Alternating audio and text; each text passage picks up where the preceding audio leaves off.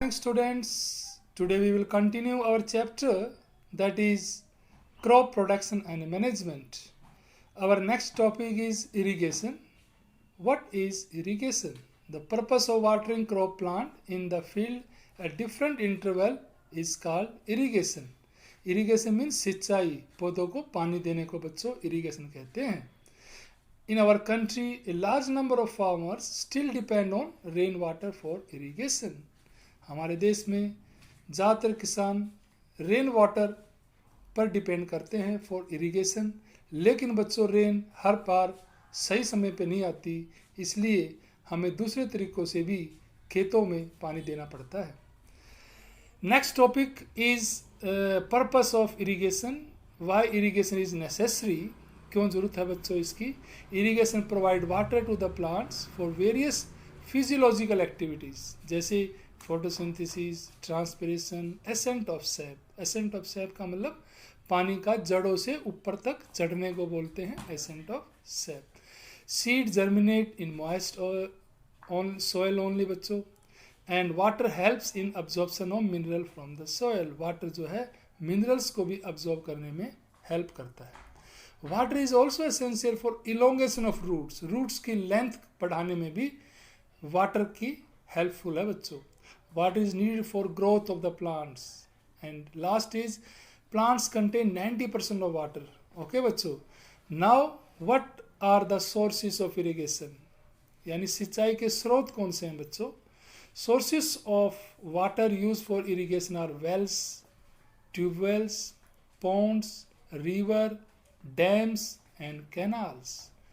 Traditional method of irrigation. पुराने समय में कैसे हम खेतों में पानी देते थे, पौधों को पानी देते थे, उसको बोलते हैं traditional method of irrigation.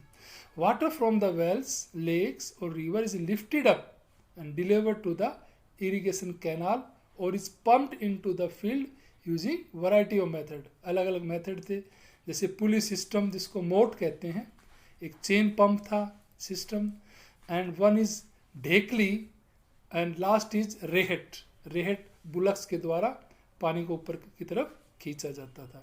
Okay बच्चों. आजकल जो मॉडर्न मेथड है बच्चों इरिगेशन का, हम उसके बारे में पढ़ते हैं. पहला जो मॉडर्न मेथड है उसको बोलते हैं furrow irrigation. In this method water enter the field through channel और फुरोस. खेत के अंदर चैनल्स बनाए जाते हैं, फुरो रोज बना देते हैं, जिससे कि पानी उसमें छोड़ देते हैं. ओके बच्चों. नेक्स्ट इज स्प्रिंकलर मेथड बच्चों. स्प्रिंकलर फुहारा देखो आपके सामने, a picture is also given. In this system perpendicular pipes are laid in the field at regular intervals. Pipes perpendicularly हम पूरे फील्ड में लगा देते हैं, and this pipes are joined to the main pipes at one end and have rotating nozzle. In pipes में एक rotating nozzle होती है टॉप के ऊपर. When water flow through the main pipe under high pressure से जब पानी जाता है तो वो चारों तरफ स्प्रिंकल हो जाता है, फैल जाता है, और इस प्रकार सभी पौधों को पानी प्रॉपरली मिल जाता है.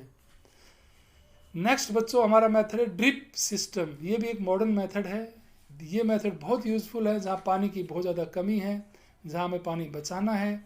ये मेथड बहुत ज़्यादा इम्पोर्टेंट है बच्चों. राजस्थान के इलाके जहाँ पानी की बहुत ज़रूरत होती है, पानी की कमी है, बरसात नहीं होती है, वहाँ ये मेथड बहुत यूज़ होता है. This system of irrigation provide water to the plants drop by drop. इसमें पाइप्स के द्वारा इसमें छोटे छोटे छेद किए होते हैं और ड्रॉप ड्रॉप करके पानी जो है पौधों की जड़ों में गिरता रहता है, और बहुत कम पानी में ही पूरे पौधे का काम चल जाता है. Drip system is boon to the plants. Plants के लिए एक प्रकार का वरदान है बच्चों, जहाँ पर शॉर्टेज ऑफ वाटर है. ओके बच्चों. नेक्स्ट है प्रोटेक्शन फ्रॉम वीड्स. अभी बच्चों हमने कैसे वीड्स से अपनी खेत को बचाना है. हमारी खेत तैयार हो चुका है, हमारी फसलें लहरा रही हैं, अब हमें उनको बचाना भी है. तो वीड्स क्या होती है पहले ये पता होना चाहिए. What are weeds. Weeds are the unwanted plants that grow naturally along with the crop plant. जो क्रॉप प्लांट है उसके साथ में नेचुरली अपने आप जो अनवांटेड पौधे उग जाते हैं उसको वीड्स कहते हैं. ठीक है बच्चों. जैसे घास एक वीड्स हो सकती है, बथुआ है, चौलाई है, ये अनवांटेड प्लांट है. हमने गेहूँ उगाया है और उसमें चौलाई उगी है, बथुआ उगी है, घास उगी है, तो what are these are weeds. तो उनको पौधे से, हमारे खेत से इनको निकालना बहुत ज़रूरी है। नेसेसिटी ऑफ वीडिंग, बच्चों क्या ज़रूरत है हमें ये वेस्ट, ये अनवांटेड प्लांट को क्या ज़रूरत है निकालने की। एक्चुअली बच्चों होता क्या है कि weeds compete with the crop plant for nutrients, water, sunlight and space। तो वीड जो है कंपटीशन करती हैं हमारे मेन पौधे के साथ, उसका न्यूट्रेंट ले लेती हैं, वाटर ले लेती हैं, ठीक है, स्पेस ले लेती हैं। तो हमारा जो मेन पौधा है वो ग्रोथ नहीं कर पाता, तो इसलिए हमने वीड्स को खेतों से बच्चों निकालना पड़ेगा। वीड्स में प्रोड्यूस टॉक्सिक सब्सटेंस, कई वीड्स तो ऐसे हैं बच्चों जो जहरीले सब्सटेंस प्रोड्यूस करते हैं जिससे हमारे पौधे की ग्रोथ को अफेक्ट होता है। तीसरा है वीड्स में भी पॉइजनस, कई वीड्स तो जहरीली भी होती हैं ह्यूमन बींग्स के लिए और डोमेस्टिक एनिमल्स के लिए, तो वो ज़रूरी है हमें उसको निकाल देना खेत से। तो कई वीड्स बच्चों अट्रैक्ट करती है पेस्ट, कई ऐसी वीड्स होती है पेस्ट को अट्रैक्ट करती हैं, तो हमारे खेतों में भी स्प्रेड हो सकती है पेस्ट और नुकसान कर सकते हैं, ठीक है बच्चों। नेक्स्ट है बच्चों कि इस वीड्स को मेथड कौन कौन से हैं निकालने के। दो मेथड है बच्चों वीड्स को निकालने के, एक मैकेनिकल मेथड है और एक केमिकल मेथड है। मैकेनिकल मेथड में क्या होता है कि weeding from the soil before sowing seed is done by using big comb like structure है, जो आपके सामने फोटो भी है कॉम्ब लाइक स्ट्रक्चर, इसको हैरो बोलते हैं बच्चों। इस हैरो की सहायता से हम वीड्स को निकाल सकते हैं। और from standing crop weeds are also removed by pulling अपने हाथ से भी, बाय हैंड से भी पुल कर सकते हैं, या विद हेल्प ऑफ खुरपी, ट्रोवल जिसे कहते हैं, उसके द्वारा भी इस वीड्स को हम अनवांटेड प्लांट्स को निकाल सकते हैं। केमिकल मेथड बच्चों कौन से हैं। द वीड्स क्या करती हैं, chemical method means the method used by farmers in which farmer use some chemical to kill weeds. तो these are called weedicide. Weedicide are the chemical used to kill the weeds. तो कौन कौन से example है बच्चों, ऐसे कौन सी weedicide एक दवाइयाँ होती है बच्चों जो खेत में डाली जाती है जिससे वीड्स मर जाती हैं और हमारे मेन प्लांट को नुकसान नहीं होता। तो weedicide means a chemical use to kill the weeds. तो आपके सामने एग्जाम्पल है वीडिसाइड के बच्चों, एक है 2,4-D 2,4-डाइक्लोरोफिनॉक्सी एस्टिक एसिड, और दूसरा बेटो MCPA का फुल फॉर्म क्या है 2-मिथाइल 4-क्लोरो-1-फिनॉक्सी एस्टिक एसिड, और एक और वीडिसाइड है बच्चों बुटाक्लोर। ये तीनों वीडोसाइड्स हम यूज कर सकते हैं किसान अपनी सुविधा के अनुसार वीड्स को मारने के लिए। अगला मेथड है बच्चों biological method. In the biological control some natural enemies भी होते हैं बच्चों, नेचुरल एनिमीज होते हैं वीड्स के। सबसे बेस्ट मेथड तो बच्चों हमारा बायोलॉजिकल ही है, इससे पौधों को भी नुकसान नहीं होता। तो बायोलॉजिकल मेथड में क्या होता है बच्चों कि एक हम ऐसे इंसेक्ट पालते हैं खेतों में रखते हैं जो वीड्स को ही खाते हैं और मेन फसल को नुकसान नहीं करते। तो this is the best method. तो तमिलनाडु में इसका एक्सपेरिमेंट किया गया, वहाँ यूज किया गया। एक है कॉकनियल इंसेक्ट, वो क्या करता है प्रिकीपियर नाम का जो वीड है उसको खाता है। प्रिकीपियर नाम का जो वीड है अनवांटेड प्लांट है उसको कॉकनियल इंसेक्ट खा लेता है, और ये इंसेक्ट जो हमारी मेन फसल को नुकसान नहीं करता। तो this is very good method biological, हमारा कोई पैसा भी खर्च नहीं हो रहा और केमिकल से हमारे नुकसान भी नहीं होगा हमारी फसलों को, ठीक है बच्चों। नेक्स्ट है बच्चों हार्वेस्टिंग। बच्चों अपना हार्वेस्टिंग, बेटा हार्वेस्टिंग क्या होता है, cutting and gathering of crop after it is matured is called harvesting. Mature होने के बाद फसल को कट करना, ठीक है, और उसको गैदर करना, उसको हार्वेस्टिंग कहते हैं। The harvested grain are called produce और क्रॉप ईल्ड, इसको क्रॉप ईल्ड भी कहा जाता है बच्चों। हार्वेस्टिंग के बाद जो हमारा बचता है अनाज, जो अनाज हम इकट्ठा करते हैं, दैट इज कॉल्ड प्रोड्यूस और क्रॉप ईल्ड।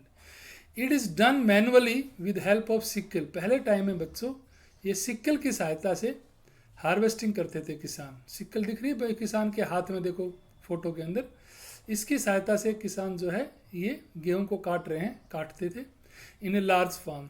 आजकल बच्चों हार्वेस्टिंग जो की जाती है मशीन से की जाती है, और that machine name is combine. Combine machine जो है बच्चों, ये हार्वेस्टर भी और थ्रेसर दोनों मिलाकर बनती है, यानी ये फसल भी काटती है और थ्रेसिंग भी करती है। ओके बच्चों, तो नेक्स्ट है हमारा, ये आपके सामने फोटो है कंबाइन की, ये हार्वेस्ट कर रही है खेत को और थ्रेसिंग भी कर रही है, दोनों काम कर रही है। The process of separating grain and husk from harvested crop is called threshing. अब बच्चों थ्रेसिंग क्या होती है कि ग्रेन को हस्क से अलग करने को हम थ्रेसिंग कहते हैं। Okay, the harvested crop is spread on the ground. पहले ज़माने में क्या करते थे बच्चों, ओल्डन टाइम, कि हार्वेस्टेड क्रॉप को ग्राउंड के अंदर बिछा देते थे और ऑक्सन और बफेलो या कैमल की सहायता से उसको उनको ऊपर चलाया जाता था उनको, ताकि चाफ जो है ग्रीन से अलग हो जाता था, भूसा जो अलग हो जाता था अनाज से। और उसके बाद वो विनोइंग करते थे। विनोइंग जो है is a process of separating hay and chaff. अब हे और चाफ यानी जो हमारा गेहूं है उसमें कुछ छोटे छोटे दाने बच गए हैं, छोटे छोटे वेस्ट मटेरियल बच गए हैं भूसे के, उसको अलग करना को कहते हैं बेटे विनोइंग। ये विनोइंग की जाती है with help of wind. Wind की सहायता से धीरे धीरे अनाज को ऊपर से नीचे डाला जाता है, और जो अनाज जो कि भारी होता है वो नीचे एक ढेरी बना लेता है, और जो भूसा है वो अलग से हवा में उड़ के अलग हो जाता है, इसको विनोइंग कहते हैं। ओके बच्चों, अब है बच्चों सबसे इंपॉर्टेंट काम है storage. Storage of produce is an important task, ये बहुत इंपॉर्टेंट है।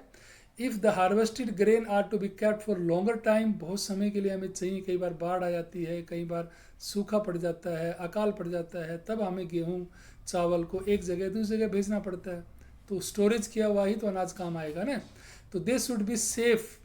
हमें स्टोरेज जब अनाज करते हैं तो safe and from moisture, moisture से सेफ होना चाहिए, क्योंकि अगर मॉइस्चर अनाज में होगा तो अनाज खराब हो जाएगा। तो हमें अपने अनाज को insect, rats and micro organism से बचाना है। ओके बच्चों, harvested grain have a more moisture, इसलिए सबसे पहले हार्वेस्टेड ग्रेन को धूप में सुखाया जाता है, उसका मॉइस्चर को निकाला जाता है, उसको ड्राई किया जाता है, और उसके बाद उसको पैकिंग की जाती है। ठीक है बच्चों, तो द ग्रेन्स को बच्चों पहले ड्राइड किया जाता है in the sun to reduce the moisture.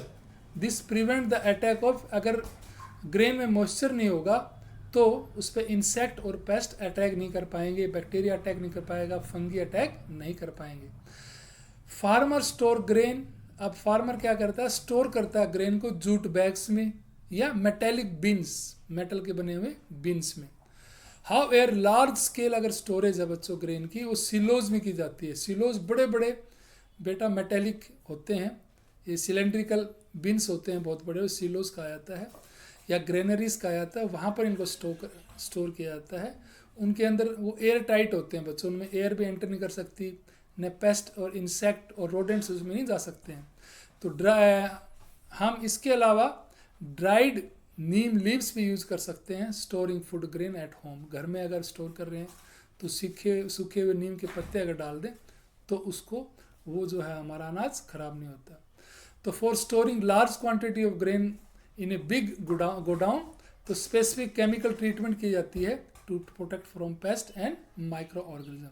तो आपके सामने बच्चों फोटो दे रखी है सिलोज की, एंड गनी बैग्स के अंदर भी गेहूं को स्टोर किया जाता है। तो बच्चों अब यहीं पर ये लेसन कंप्लीट होता है।